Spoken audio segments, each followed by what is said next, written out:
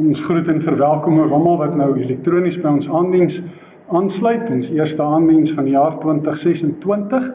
Ek vra ook net om verskoning dat julle nog nie die oggenddiens ontvang het nie. Dis weer een van daai opnames wat so tegniese fout in het, dat die klank 'n groot lawaai maak en dat 'n mens niks ordentlik kan hoor nie. Ek is nog besig om te stoei om te kyk of ek 'n oplossing kan kry vir daardie probleem. As ek wel een kan kry, sal ek so gou as moontlik ook die oggenddiens op YouTube laai, anderste sal ons maar die aanddiens vir vanaand alleen gebruik. Ek gee nou vir die geleentheid, dat ons kan stil word en saam bid.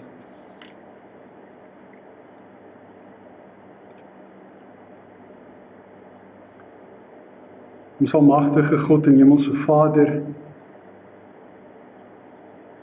ons leef in 'n tyd waarin tegnologie probeer om koning te kry. En tog, Here, is daar soveel probleme wat ons nog steeds met vindingryke tegnologie ervaar en beleef. Beleef ons die onbetroubaarheid daarvan. Beleef ons al die rommel op die internet, al die data rommel, waardeur 'n mens moet sif om iets behoorliks te kry waarna jy soek. En nou het ons ook al kunsmatige intelligensie gemaak. En alhoewel dit baie help, is dit nog nie naastenby te vergelyk met u grootheid, u almag en u heerlikheid nie. Daarom gaan dit ons verstand te bowe, Here, dat mense so maklik verslaaf raak aan al die tegnologie en so maklik die tegnologie verafgod. Het verbaas ons, Here, dat mense nie besef dat u die antwoord is nie. Dat u die skepper is van die groot heelal, en dat u groter is as wat ons ooit kan bid of dink. Soos Paulus gesê, dat hy in staat is om oneindig meer te kan doen as wat ons bid of dink. Daarom, Vader, kom ons ook vanaand in diepe afhanklikheid na u genade troon om te vra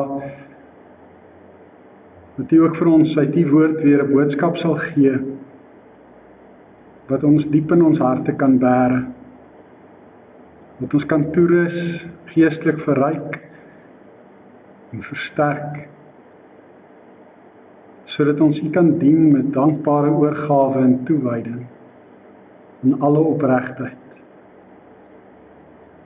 Ons bid vir elkeen wat ook hierna luister en kyk, en mag dit vir elkeen van hulle ook waardevol wees om te hoor wat u deur die woord wil sê. Ons bid dit in Jesus se naam. Amen. Ons is besig met 'n reeks oor die profete. Ons het al 'n lang pad gestap. Ons is al by die 85ste aflewering in hierdie reeks, besig met die profeet Esegiel. Vanaand gaan ons lees uit Esegiel hoofstuk 13. Die opskrif is: jou profete is soos jakkalse tussen die pynhope. Die woord van die Here het tot my gekom: mens, tree jy as profeet op teen die mense wat hulle as profete van Israel voordoen.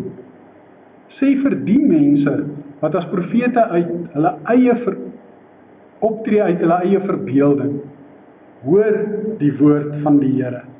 So sê die Here my God: elende wag vir die verwaande profete wat geen gesigte gesien het nie en hulle deur hulle eie gedagtes laat lei. Jou profete is soos jakkalse tussen die pynhope Israel.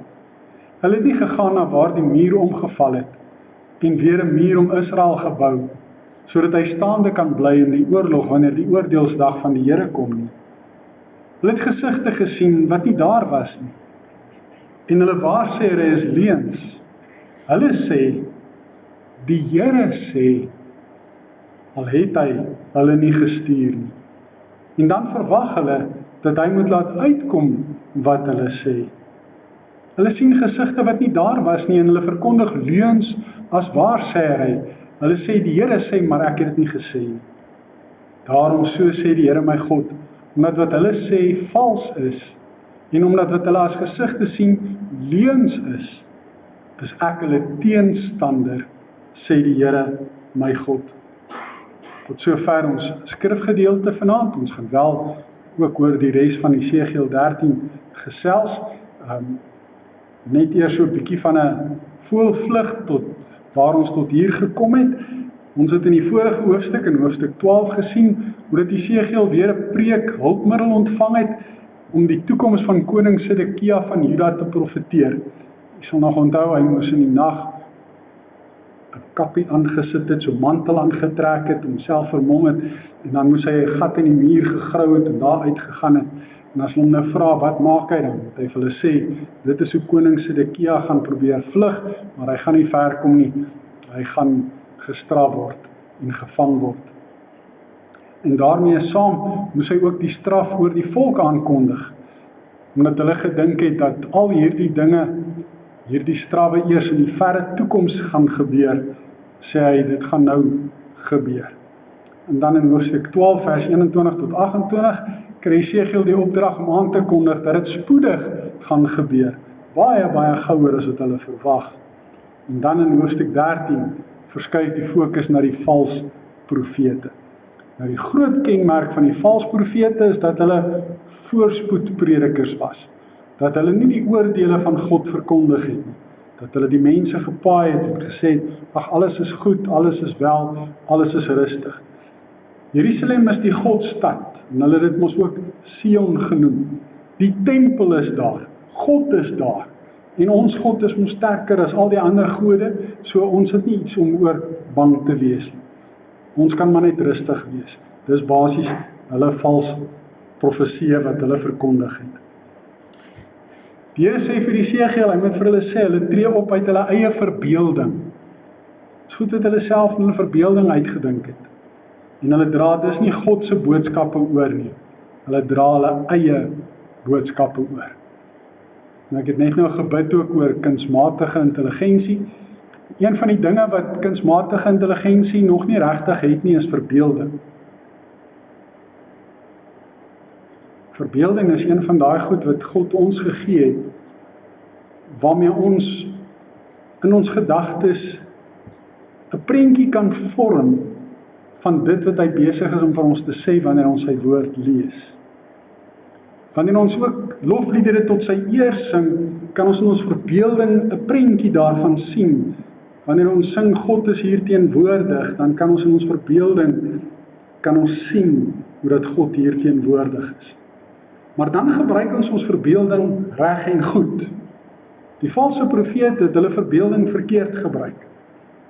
In plaas daarvan om te hoor wat die Here sê en dit dan aan die volk oor te dra, het hulle eie verbeelding gebruik en gesê, dis wat die Here sê, maar hulle het dit self uitgedink. Hulle is soos jakkalse tussen puinhope. Nou buitekant die stede was daar vullishope gewees.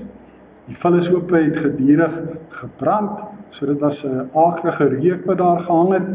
Baie keer het hulle sommer lyke daar weggegooi van iemand wat niemand het wat hulle begrawe nie, iemand wat 'n skelm of 'n misdadiger was. So die vullishope, die puinhope was eintlik aaklige plekke. Amper soos wat die vuil driehoek vandag ook lyk, net nog erger. En die jakkals het daar tussen die puinhope rondgeloop en gesoek na iets om te aas. En 'n mens weet, as jy nou jakkals ken, wat eet 'n jakkals? Hy maak die maag van sy prooi oop en dan eet hy die darmes en dan loop hy. Hy eet nie die hele dier op nie. So die jakkals is net agter die sagte vleisies aan wat hy maklik kan kou. Hy het nie soos 'n hyena sulke sterk kake wat hy kan gebruik om deur al die bene en al die goed te kan kou nie. So daar tussen die puinhope was daar dan jakkalse gewees, daar was partykeer ook selfs honde gewees, so as hulle vir jou gesê het, jy is 'n hond, dan was dit 'n groot belediging en hulle die Samaritane ook so genoem. So as die Here vir hulle sê, hulle soos jakkalse tussen die puinhope, is dit nie 'n kompliment nie, dit is eintlik 'n belediging. Hulle het nie die versterkingsmure gebou om die stad oor die komende oorlog nie. Jesegiel het aangekondig, net soos Jesaja en Jeremia voor hom, en saam met hom, dat die oorlog op pad is. En nou kom sê die valse profete, maar is nie nodig om hierdie mure om die stad in stand te hou nie. Dis nie nodig om daardie plekke waar die mure ingeval het met die vorige oorlog wat ons al gehad het, die vorige keer om dit weer reg te maak. Dis nie nodig, want ons kan net voorspoed verwag. Die Here is hier, hy sal ons beskerm, hy sal die mure om die stad wees. Die Here sê vir Jesegiel, hulle het gesigte gesien wat nie daar was nie, en hulle waarsêery is leuns. So ek het al in die verlede ook vir u oor die profete gesê dat daar 'n verskil is tussen waarsêery en profesie. Waarsêery is wanneer iemand die toekoms probeer voorspel en hulle doen dit met die hulp van bose kragte en bose magte en allerhande ander kunsies en toertjies en is alles leuns. Profesie gaan partykeer oor die toekoms en dit het 'n element van dit wat gaan gebeur, maar die sterk klem in profesie val op die boodskap wat God wil gee oor dit wat in die toekoms voorlê en wat die mense se optrede dan behoort te wees. En die kenmerk van die profesie is dat die oorsprong daarvan God is en nie allerhande bose magte of allerhande toertjies en tierlantynkies nie. Hulle sê, die Here het gesê, nou dis 'n vaste profetiese uitdrukking wat ek ook al vir u gesê het, ons in die profete baie keer aantref, so spreek die Here, in Hebreëus Ko Amar Yahweh, hulle sê dit, terwyl dit nie goed is wat die Here gesê het nie. Dit is goed wat hulle self uitgedink het. Omdat hulle vals is en leenaars is God hulle teenstander, sê God. Hy gaan teen hulle oorlog maak as dit ware. Hy gaan hulle verwoes en hulle vernietig. Hy gaan teen hulle optree en hy gaan hulle straf. Hulle sal nie plek hê nie in die vertroulike byeenkoms van God se volk nie.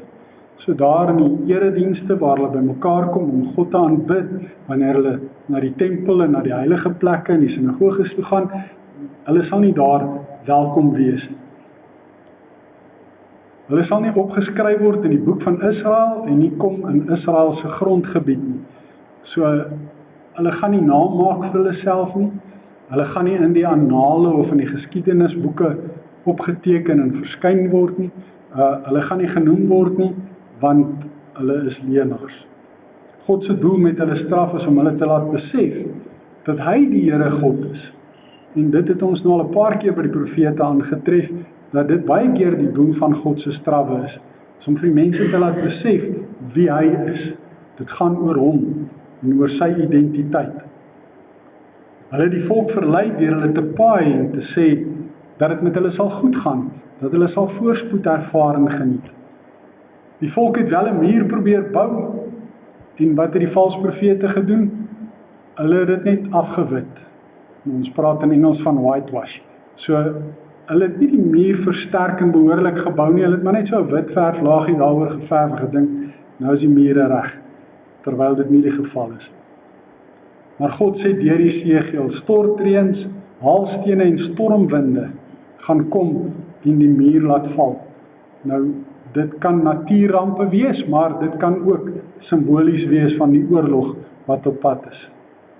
In die punt van die muur wat val, sal hulle tot 'n einde kom, hierdie valse profete, en dan sal hulle besef dat die Here God is.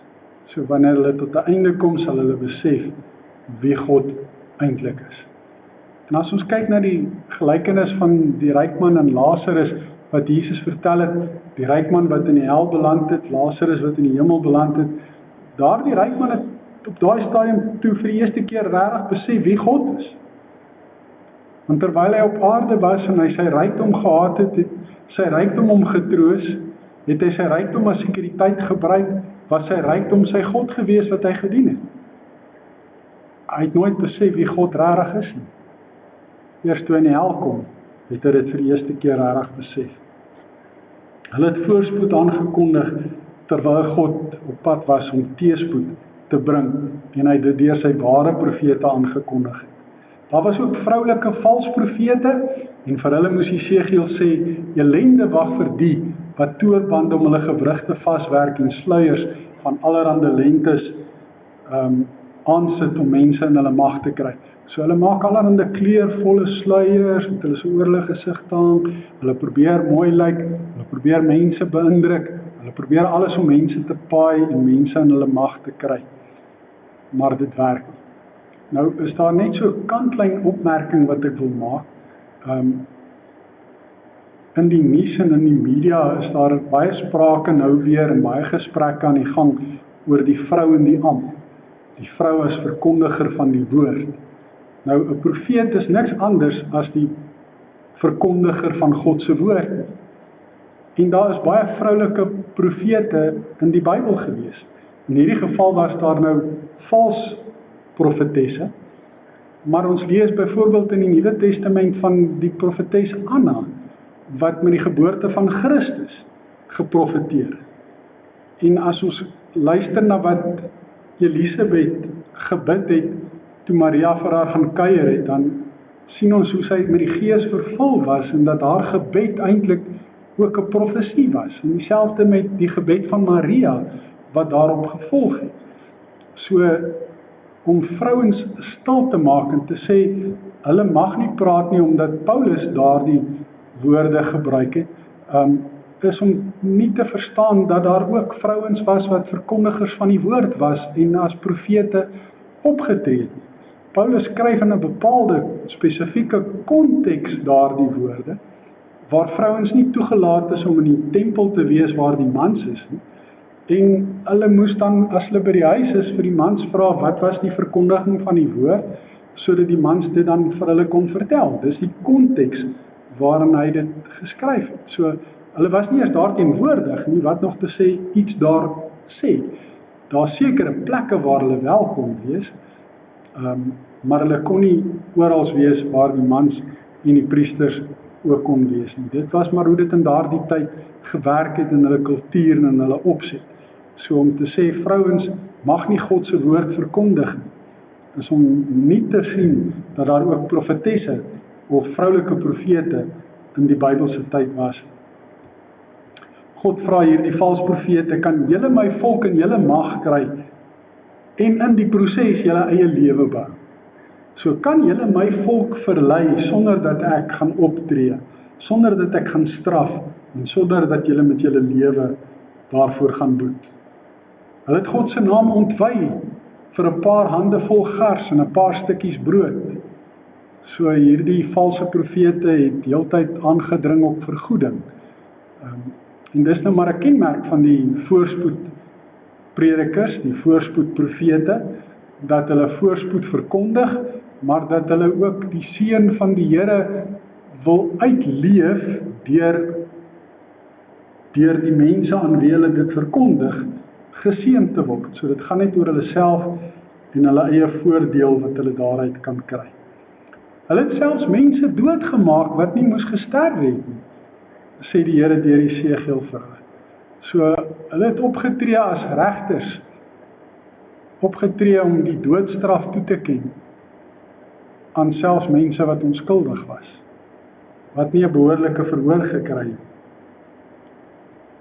Hulle het mense in die lewe laat bly wat nie moes bly lewe nie.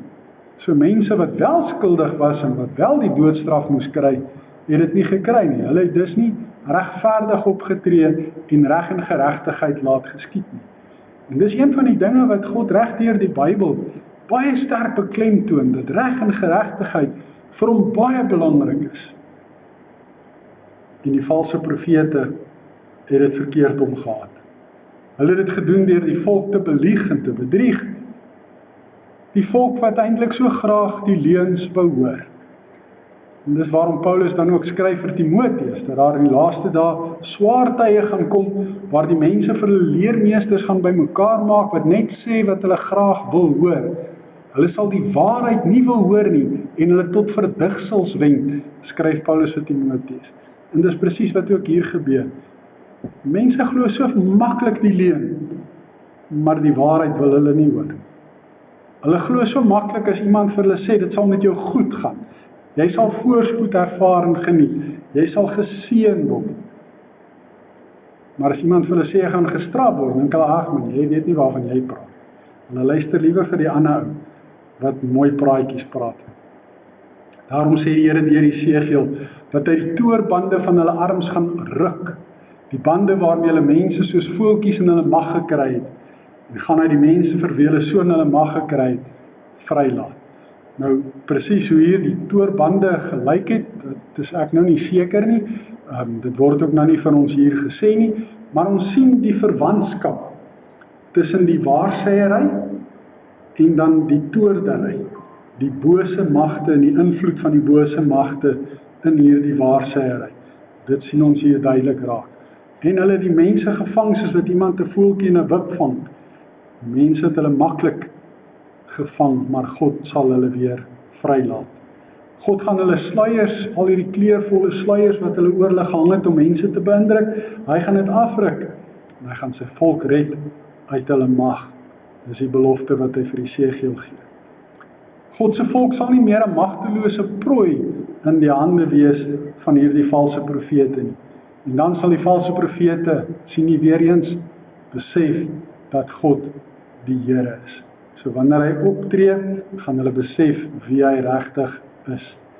Die valse profete het met hulle leuns mense wat God se wil wou gehoorsaam laat moed verloor.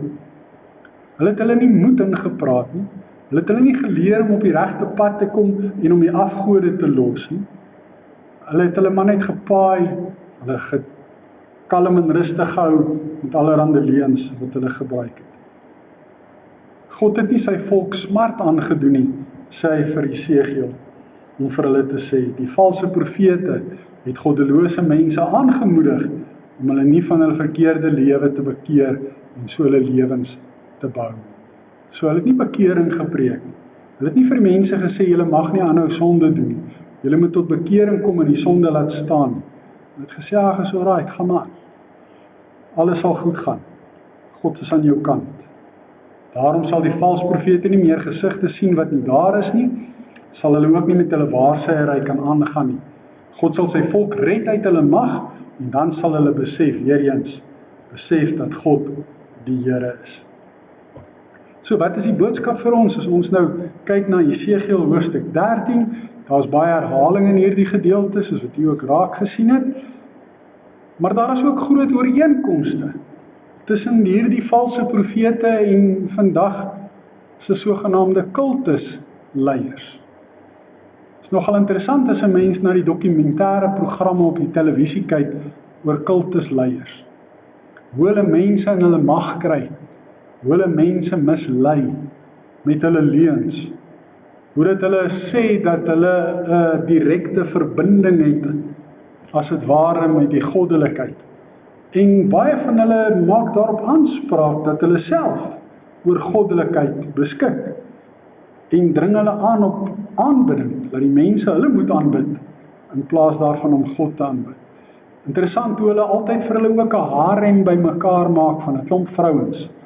En al daardie vrouens word op die einde van die dag hierdie kultusleiers se vrouens. En dan is daar altyd 'n klomp kinders ook wat uit hierdie goed gebore word. So daar's duidelike ooreenkomste, alhoewel die valse profete nou nie noodwendig alles gedoen het wat die kultusleiers vandag doen nie, gee albei voor dat hulle profete is. Hulle gee voor dat hulle verkondigers is van die goddelike woord. Hulle eie verbeelding en nie goddelike openbaring nie, is die fondament vir hulle geloof en verkondiging. So die inhoud van hulle geloof is gebaseer op leuns. En wat help dit as jy 'n leuen glo? Dit help jou net mooi niks. As ek vir julle sê die hemel is groen, en ek sê dit met baie oortuiging vir julle, is daardie inligting absoluut nutteloos. Want tensy jy kleurblind is, kan jy sien die hemel is blou. En jy weet mos dis die waarheid. Hulle laat hulle lei deur hulle eie gedagtes en vorm dus 'n godsdiens wat hulle self uitgedink het. So dis 'n mensgemaakte godsdiens. En dis met 'n klein lettertjie G gespel. Want dis nie meer God wat gedien word nie. Dis 'n afgod wat deur mense uitgedink en deur mense geskep is, wat dan gedien word. En dit sien ons by die kultusse en by die valse profete. Hierdie kultusleiers, net soos die valse profete, het ook baie keer visioene wat hulle sien. Hulle gebruik ook allerhande toekomsvoorspellings, maar dit is alles leuns. En dan sê die Here, dan verwag hulle nog dat hy hulle leuns moet laat waarheid word. In 'n sekere sin whitewash hulle alles, maar dit word maar net buite blink, maar van binne stink. En dis soos wat Jesus ook gesê het van die skrifgeleerdes en die fariseërs, hulle is soos wit geverfde en wit gepleisterde grafstene. Van buite af lyk hulle mooi, maar binne is hulle vol doodsbeendere. Hulle profeteer wat hulle wil en verwag dan dat God hulle profeseë moet waarmaak, soos ek nou gesê het. Hulle verlei mense wie se bogmeters nie werk nie. Nou, ons het al gepraat oor hierdie bogmeter storie. Dis jou vermoë om te kan raak sien as iets fake news is, as dit nie die waarheid is nie. As jou bogmeter nie werk nie, dan kan jy nie hierdie onderskeid raak sien. En mense wat deur die kultusleiers in hulle mag gekry word, is mense wat nie die waarheid en die leuen van mekaar kan onderskei. Hulle het 'n bepaalde behoefte om te voel dat hulle iewers behoort, dat daar iemand is wat regtig na hulle luister, dat iemand daar is wat hulle na waarde ag, en hierdie kultusleiers is gewoonlik mense wat ekstroverte is. Hulle beskik oor die vermoë om met heuningtaal mense om hulle pinkies te draai, en hierdie brose, kwesbare mense te mislei, sodat hulle in hulle mag kan kom. Hulle beloof voorspoed en seëninge, en sê vir hulle, as julle deel bly van hierdie groep, dan gaan dit met julle baie goed gaan. Maar as julle die groep verlaat, dis 'n groot nee, dan gaan daar baie slegte goed met julle gebeur. En dan gebruik hulle partykeer ouens as voorbeelde, wat hulle fisies uitskakel, om nou daardie sagte woord te gebruik, om die mense bang te maak, sodat hulle in die groep bly, en nie die groep verlaat nie. Hulle manipuleer mense en kry mense in hulle mag met allerhande goeders. In hierdie geval is dit dan nou toorbande en sluiers van allerlei lengtes. En dit is eintlik maar sensasionele vermaaklikhede. Dis dinge wat mense entertain. Dis nie goed wat tot eer van God is nie. Dit gaan oor die mense se vermaak, om mense daardeur te beïndruk, en is sensasioneel. Hulle maak geld uit die mense uit vir hulle eie gewin. Baie van hierdie kultusleiers vat al die mense se geld wat deel is van die kultus. En hulle gee wel vir die mense nou plek om te bly baie keer, kos om te eet baie keer, maar alles wat die mense het, vat hulle. En op die einde van die dag het daai mense niks oor nie. So dis ook hoekom hulle nie die kultus kan verlaat nie. Want as hulle daar wegstap, stap hulle weg met niks. Terwyl die kultusleier skatryk is en bankrekeninge het oral reg oor die wêreld. Hulle belieg mense wat so graag die leuns wil hoor. God alleen kan mense uit die mag van hierdie valse profete en kultusleiers red. Ons het al gesien hoe mense probeer het, om mense wat in hierdie mag van kultusleiers en valse profete is, om hulle daar uit te kry, en nie sukses behaal het. Dis net wanneer God 'n wonderwerk doen, dat daardie mense se skille van hulle oë afval, en hulle die waarheid raak sien. Hulle word so gebreinspoel, dat dit amper onmoontlik is vir hulle om die waarheid raak te sien. God sal ook valse profete en kultusleiers hulle verdiende straf laat kry, en dan sal hulle besef dat God die Here is. En nie, soos wat hulle gedink het, hulle self die Here is. Geliefdes, daarom moet ons seker maak dat ons bogmeters in 'n goeie werkende toestand is. Ons moet altyd seker maak dat dit wat mense aan ons verkondig, dat dit ooreenstem met die Bybel en met die belydenisskrifte wat ons ook het om ons te help. Sodat ons die waarheid en die leuen van mekaar kan onderskei en kan ken. Ons moet daardie gawe van onderskeiding wat die Here vir ons deur sy Heilige Gees gee, moet ons gebruik en moet ons laat ontwikkel en groei. En as Paulus sê, beproef alle dinge en behou die goeie, dan praat hy daarvan, dat jy al hierdie dwaalleringe, dat jy dit moet beproef, en dat jy by die waarheid moet bly. Ons mag ons nie laat verlei deur valse profete nie. Ons moet die ware profete kan raak sien, die ware verkondigers van God se woord. En ons moet God se woord en die belydenisskrifte ken, sodat ons God se stem tussen al die stemme wat ons hoor, kan herken. En ek kan dit nie genoeg onderstreep en beklemtoon nie. Die Bybel en die belydenisskrifte speel 'n geweldige belangrike rol om ons te help om God se stem tussen al die baie stemme wat ons hoor te kan herken. God praat met ons deur sy Heilige Gees wat in ons woon. Maar so doen die duiwel en die bose magte ook. En die valse profete kom na ons toe, die ware profete kom na ons toe. En elkeen het 'n storie.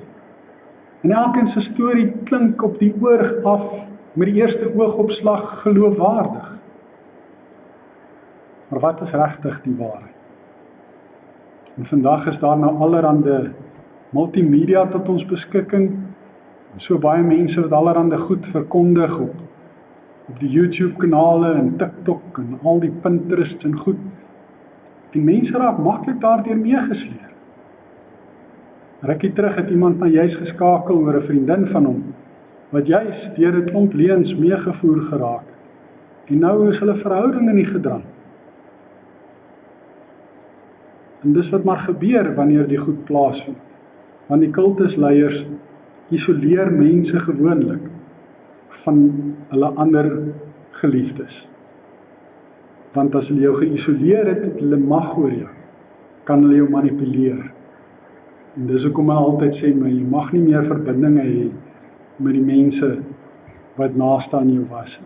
Jy moet nou net verbindinge hê met ons binne in hierdie kultus. So, dis baie belangrik om God se stem tussen al die ander stemme te kan herken. En te kan weet, wanneer is dit God wat met my praat? En wanneer is dit 'n valse profeet? Mag die Here vir ons genadig wees, sodat ons werklik sy stem kan leer ken en altyd daarna sal luister. Amen. Kom ons bid saam.